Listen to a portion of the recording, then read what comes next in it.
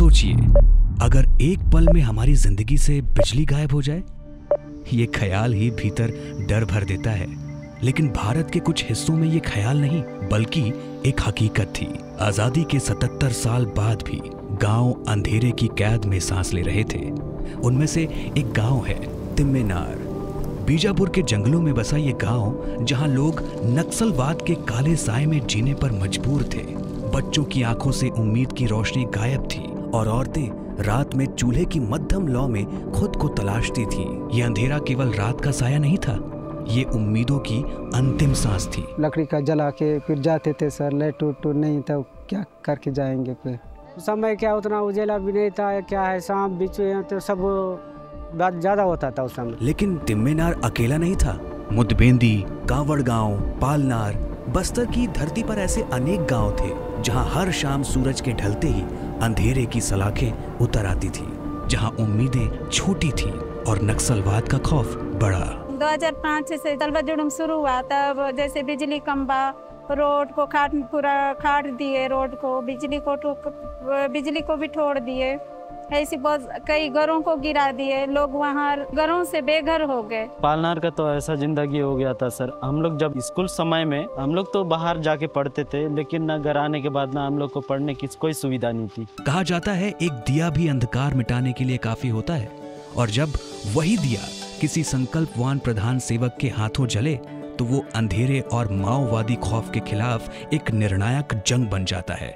इन इलाकों तक बिजली पहुंचाना केवल तार बिछाने का काम नहीं था, बल्कि ये एक जंग थी, जंगल और खौफ दोनों से। पगडंडी में गाड़ियां आने में बहुत तकलीफ होता था, और जो हमारा सामान था बहुत हैवी सामान रहते थे, जैसे ट्रांसफार्मर हो गए, पोल हो गए, तार बंडल हो गए, तो ये लाने में बहुत ही ज़्यादा समस्या होता था।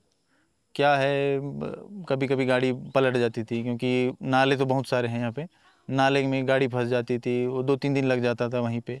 जैसे जैसे सड़क बनते जा रहा है, जैसे जैसे कैंप बनते जा रहे हैं, हम लोग भी आगे उसी के तहत बढ़ते जा रहे हैं। पूर्व में मुश्किल था कोई भी गांव जाना, जैसे ही काम करने जाते थे तो पूछना पड़ता था कि गांव में जाएं कि नहीं जाएं। उनकी परमिशन के बगैर हम लोग पहुंच नहीं पाते थे।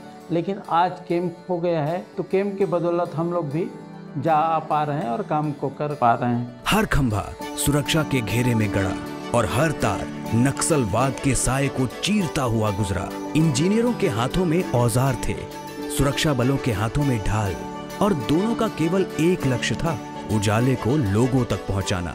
लगातार कैंप खोलते गए, हम लगातार ऑपरेशन करते गए। ऑपरेशन में पुलिस को उम्मीद से बेहतर परिणाम मिलते हुए, और जो शासन की पुनर्वास नीति है उसके तहत ग्रामीणों को समझा बुझाकर नक्सल धारा से मुख्य धारा में जोड़ने का प्रयास किया गया। सुरक्षा एजेंसियों ने अभियानों के जरिए माओवादी नेताओं को हथियार छोड़ने का मौका दिया और लौटने वालों को पुनर्वास और नई राह दी।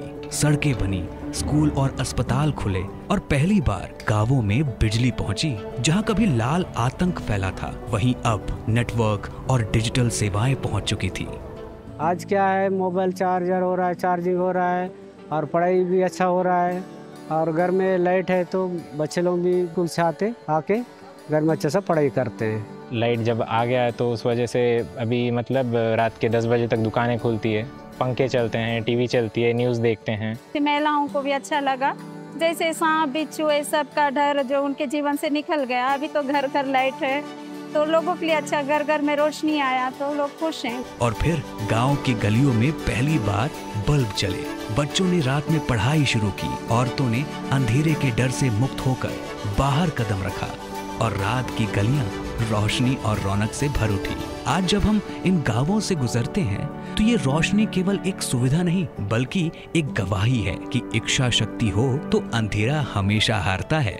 कभी अंधेरे और खौफ से घिरे ये गांव आज गर्व से कह सकते हैं, हम उस भारत का हिस्सा हैं जहां हर घर में उजाला है और हर चेहरे पर उम्मीद।